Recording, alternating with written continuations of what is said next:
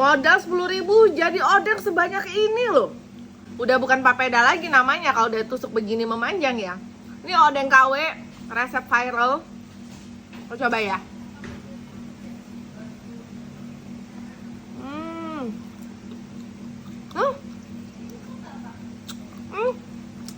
Enak loh.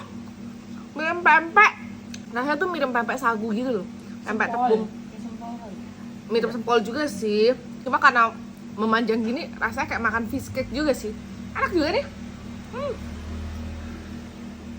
Bisa jadi ide jualan depan sekolah nih. Walaupun cuma modal tapioka, gampang bikinnya, murah tapi tetap sehat.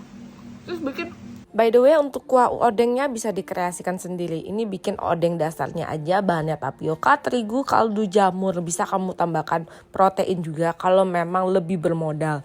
Terus dicampur semuanya, terakhir kita bakal bentuk-bentuk di teflon.